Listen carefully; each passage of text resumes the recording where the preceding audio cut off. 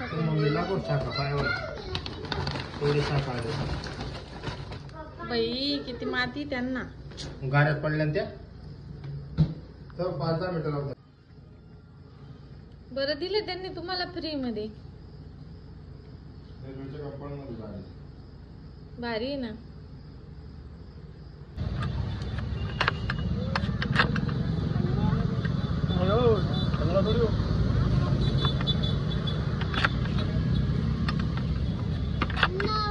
नमस्कार. आम्ही लोणच्याचा मसाला तयार करत आहोत. त्यासाठी खाली आधी मीठ टाकलंय.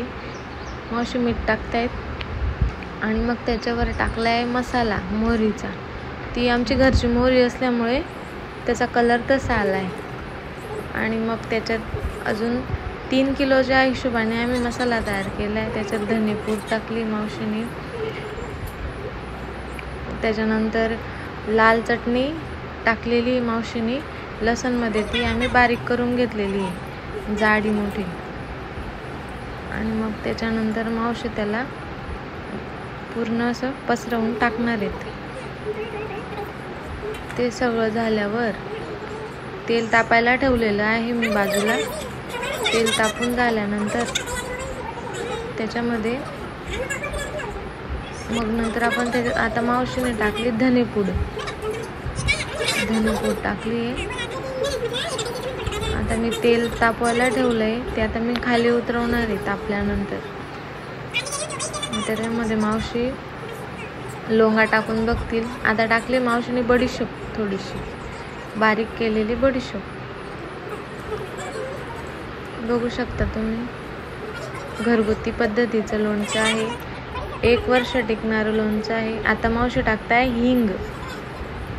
हिंग आपल्याला म्हणजे 1-1.5 चमचा पुरेसा होतो. हिंग टाकलेलं आहे मावशीने. आता बघू शकता अशा पद्धतीने आपण. आता मावशीने वेलची पूड टाकलेली आहे, विलायची पूड. सगळे मसाले टाकून घ्यायचे. आता हे तेल तापायला ठेवलं होतं मी, ते खाली उतरवलंय. त्याच्यात मावशी टाकताय लोंगा. आधी लोंगा टाकतील, मग लसण टाकतील मावशी. मग त्या लोंगा भाजल्या गेल्या की त्यांना काढून आपल्या मसाल्यात टाकून घ्यायचे.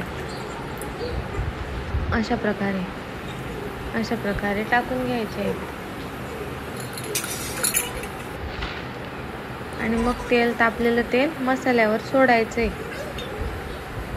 लसूण पण ते पण सगळं त्याच्यात. आणि मसाला थोडा मिक्स करत राहायचा आहे. आणि इकडे कैऱ्या साफ करण्याचं काम पण चालू आहे. फोडून आणल्या होत्या. हा झाला आहे मसाला तयार लोणच्याचा. तोंडाला पाणी येईल असा मसाला आहे. खूप चविष्ट लागतो. आता मी स्वतःच्या हाताने लोणचं भरणार आहे.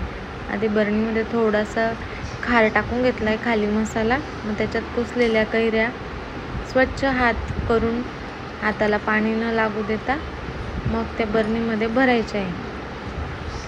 आता मी थोड्या कैऱ्या मसाला असा थोडं भरणार आहे. मसाला थंड झाल्यावरच बरणीमध्ये भरायचा आहे, तेव्हा त्याला तेल सुटतं, चव लागते. धन्यवाद.